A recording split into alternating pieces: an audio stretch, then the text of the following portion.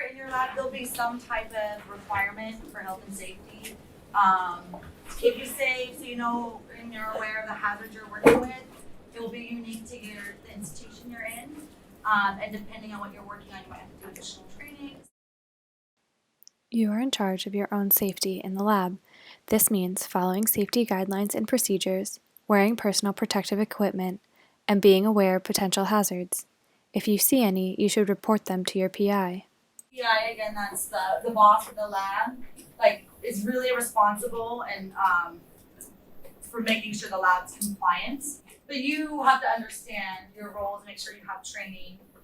Usually health and safety institutions do inspections from time to time, and they'll look for things like lab codes and are you pouring things you shouldn't be out of the hood and are things labeled, and the PI will get notified if you're not compliant. So know the rules of the lab you're in is the key.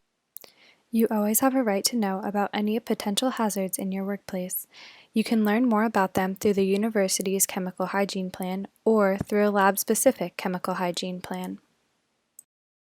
There will be labels and signs all over the lab. You just need to be aware of what they are and how to properly protect yourself. So there's things that are a hazard, they're toxic, they can cause fire. There's also obviously physical hazards, like if something is hot, don't stick your hand on it. Pay attention, lots of equipment has lights if it's on, so don't just touch it. And obviously if there's spills in the lab, we're all responsible for keeping us safe. Don't assume it's someone else's responsibility, notify somebody. And then there's also health effects from some of the chemicals. These are examples of some of the types of labels you'll see. Things can be flammable, like all the alcohols, things that end in an OL in the name, like methanol, ethanol. There's compressed gas, there's things that can oxidize.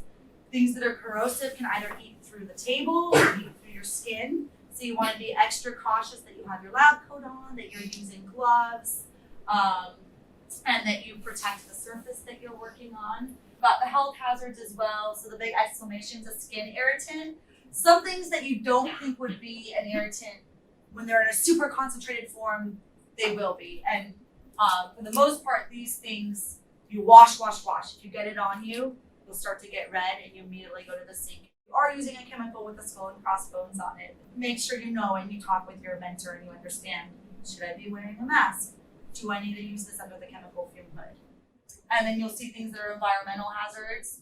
Anything with this label never, ever goes down the sink. On chemical labels, you usually have a product identifier. There'll be information about where that chemical came from. You'll have pictures that will show you what hazards on that chemical, and potential statements. And there's often expiration dates. It's good lab practice anytime you get a new chemical into the lab to label that it's arrived. And it's good to know when it was opened. Safety data sheets outline important information about a chemical's potential risks. They will be available in your lab for every chemical housed there, and it's a good idea to know where to find them and to consult them before you start using a new chemical. And the main types of contamination that you get or hazard is by inhaling it. So again, things that are very toxic, if you inhale them, you do in a chemical fume hood. It can be absorbed to the skin, or you can ingest it. So for this reason, never ever eat in the lab. Don't bring liquids into the lab. And can really stink if you're doing a long experiment. You can't have your water bottle, but lab spaces are always or should be separated from where you eat and drink. Another big hazard is with sharps. Depending on the experiments you're doing, you might be using blades or potentially needles and syringes. And a huge rule with syringes, the number one way people get accidentally injected with stuff, is when they try to recap the syringe to throw it away. So it will be in every health and safety quiz you ever take. Do not recap syringes. Now that we've identified common hazards in the lab, we need to know how we can protect ourselves. There are a number of safety measures we should be aware of, some of which are more effective than others. Let's learn about some of the most important hazard control methods and how you can do your part to minimize risk. A lot of Labs are now replacing things that are sharp and breakable with plastic versions or safer versions. And the two big pieces of equipment that make you safe that you will see in almost all wet labs are a chemical fume hood and a biosafety cabinet. So the chemical fume hood actually has like an exhaust system, and so it pulls out fumes. So again, things like alcohols, things that inhaling it would like formaldehyde, you would want to inhale. You do it in a chemical fume hood, like the more dangerous chemicals, things that are flammable. A biosafety cabinet doesn't have its own exhaust system. What a biosafety cabinet does, you work with cells, recombinant DNA material, tissues, things that you want to keep sterile.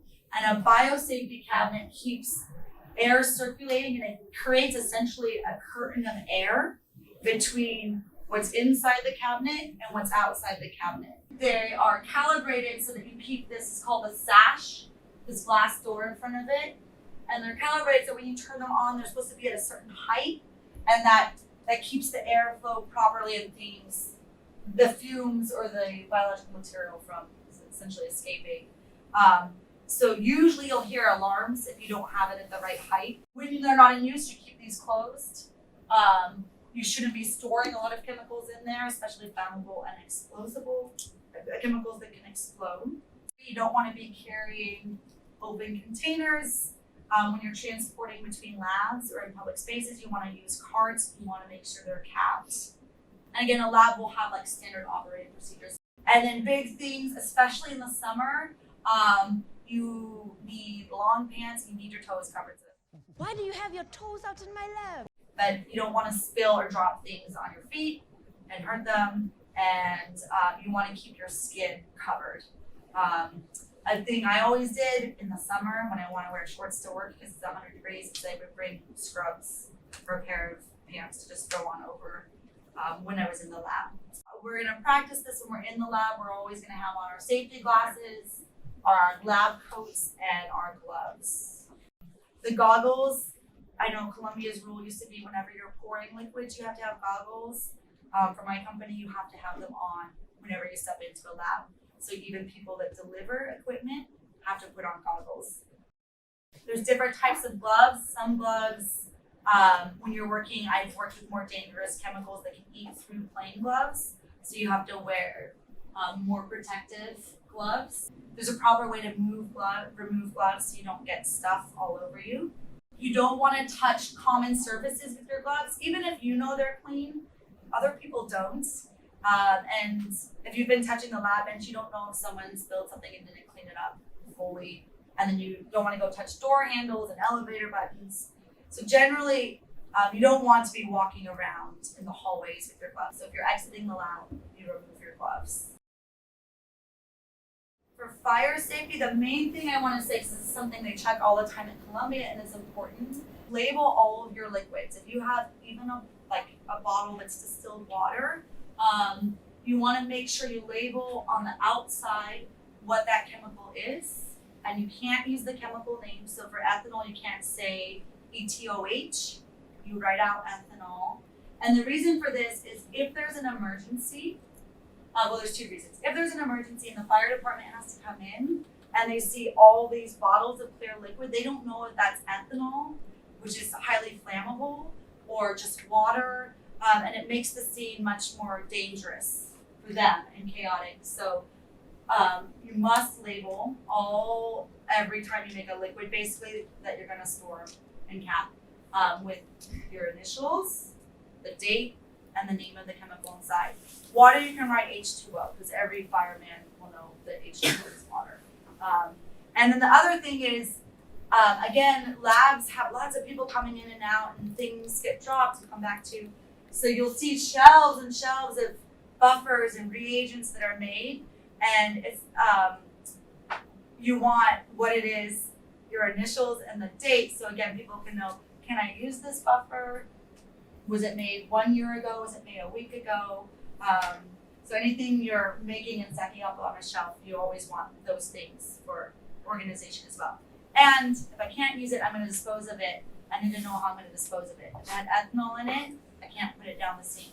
If it's just water and salts, I can put that down the sink. Make sure things are stored securely and labeled. Don't put glass bottles on an edge. Don't put things in windowsills where they can maybe fall out a window. Acids, stronger bases, flammables, oxidizers all have a specific place they're stored. Your lab will have that information. So this is a picture of a flammable item that was stored in a refrigerator that wasn't graded for flammable stuff. So instead of when it exploded, instead of containing it like these special fridges do, it obviously didn't contain it. In general, keep a tidy lab space. It keeps it from being a fire hazard, and also it helps you stay organized when you're doing your work. And then you'll see these in most labs, especially labs that have CO2 tanks for incubators. So compressed gas cylinders are used for different things. They always need to be strapped down. All labs must have an eye wash station, a fire extinguisher, and an emergency shower. You should locate them and know how to use them. The eye wash station is for flushing your eyes of any contaminants or irritants that may have gotten in them.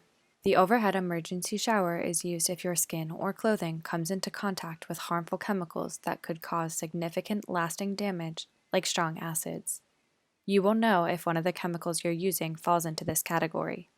These showers have extremely high water pressure in order to completely flush the skin, and using them will flood the lab. Fire extinguishers can be used for small fires that occur in the lab. Labs may also have fire blankets that can be used to smother a fire. If it grows too large to put out with an extinguisher, you should leave the lab immediately and call for help. You should be aware of emergency exits and the fastest route out of the building whenever you're in a lab, just in case. Another common lab emergency is when hazardous materials are spilled. If it's a small spill, usually you can sop it up with like paper towels. If it's a chemical that is very dangerous, you would be doing it in the hood, and you would know ahead of time with dangerous chemicals what to do if it spills, because you want to know that before you use a dangerous chemical. If it's ever a big thing, like you drop a huge jug of ethanol and it breaks, that's when you can call in health and safety, or there'll be somebody that knows how to deal with those big spills. If you break a thermometer and you're not sure if it's a mercury thermometer, that's something you want to contact your mentor or health and safety, and they'll clean that up properly. So if you spill something, I think the big thing here is it's okay. Things break, things spill. Don't try to hide it or don't try to deal with it because you don't want to tell your mentor or the person you're working with. It's better to be safe and dispose of and clean up things properly. The last thing is things in a lab. Again, chemicals have to be disposed of in certain ways. So in general, acids, strong bases, flammable things, corrosive things, anything that's in a special cabinet storage does not go down the sink. Things that have skulls and crossbones or the dead fish picture don't go down the sink. So there'll be waste containers for those. You want to make sure, even if it's a tiny amount, to collect these things. And all chemical waste containers will have to have a label, and usually they look something like this. And the 3 pieces of information you always need on these labels are the full name of what the chemical is, so again, not abbreviations, the percentage that you put in, so they have an idea of when they're disposing of it, how they have to properly handle it. And then there'll either be a check or you write in what the hazard is. And these, again, are on the labels of your chemicals. And if you're ever not sure, just ask somebody. But almost all labels are some format of this. Anything that has touched cells or chemicals, so tubes, cell dishes, your gloves, even if your gloves you just put on and like wash the bench. For Columbia, all of that goes into a biohazard bag and that's disposed of properly. They're red bags. Anything that you think this might break the bag goes in a special sharps container. So blades, syringes, sharp pipettes, all go in the sharps All institutions will have guides. Usually it's required to be posted somewhere in the lab. Always talk to your mentors to ensure all materials are disposed of properly.